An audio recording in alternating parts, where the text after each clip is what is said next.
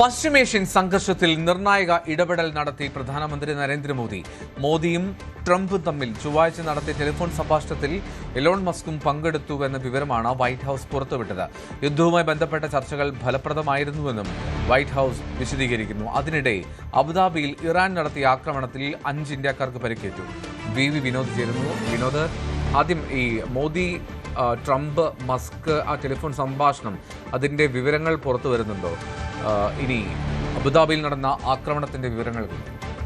എന്തോ യുദ്ധം അവസാനിപ്പിക്കുന്നതുമായി ബന്ധപ്പെട്ട ചർച്ചകളാണ് നടന്നതെന്ന വിവരമാണ് പുറത്തു വരുന്നത്. പക്ഷേ അതിൻ്റെ വിശദാംശങ്ങൾ വൈറ്റ് ഹൗസ് പുറത്തുവിട്ടിട്ടില്ല. ചൊവ്വാഴ്ച നടന്ന സംഭാഷണത്തിൻ്റെ ചില വിവരങ്ങൾ, അതായത് ഈ ലോകത്തെ വലിയ സമ്പന്നനായ ഇലോൺ മസ്ക് ഉൾപ്പെടെയുള്ളവർ ഈ ചർച്ചയിൽ പങ്കെടുത്തു. ഈ 3 പേരുമാണ് ടെലിഫോൺ സംഭാഷണത്തിൽ പങ്കെടുത്തതെന്ന വിവരമാണ് പുറത്തു വരുന്നത്. നമുക്കറിയാം, ട്രംപും എലോൺ മസ്കുമായി രസത്തിലായിരുന്നില്ല. എലോൺ മസ്ക് സ്വന്തം രാഷ്ട്രീയ പാർട്ടി രൂപീകരിച്ച് അത്തരത്തിലൊരു നടപടിയുമായി മുന്നോട്ട് പോകുന്നൊരു ഘട്ടമാണ്.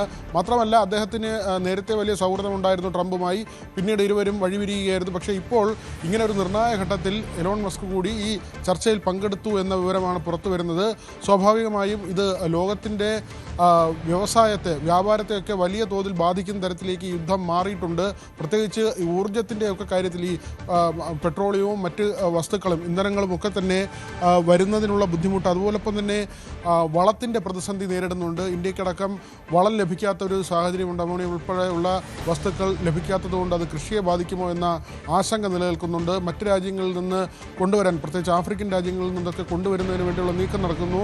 ഇതിനിടയിലാണ് ഇത് ലോകത്തെ സമ്പദ് വ്യവസ്ഥയെ തന്നെ വലിയ രീതിയിൽ ബാധിക്കുന്നു. ഓഹരി വിപണികൾ തകരുന്നു. ഇന്ത്യയിൽ മാത്രമല്ല, US-ലെ ഓഹരി വിപണിയെ പോലും കാര്യമായി ബാധിക്കുന്ന തരത്തിലേക്ക് ഈ യുദ്ധം മാറുന്നുണ്ട്. ഈ ഒരു ഘട്ടത്തിലായിരിക്കാം ഒരുപക്ഷെ എലോൺ മസ്ക് കൂടി ഈ ചർച്ചയിൽ പങ്കെടുത്തതെന്നാണ് നമുക്ക് മനസ്സിലാക്കാൻ കഴിയുന്നത്.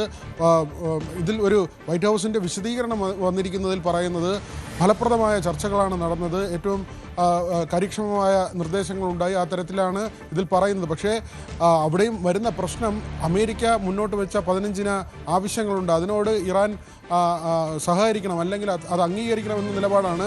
പക്ഷേ ഒരു കാരണവശാലും ഈ ഹോർമുസ്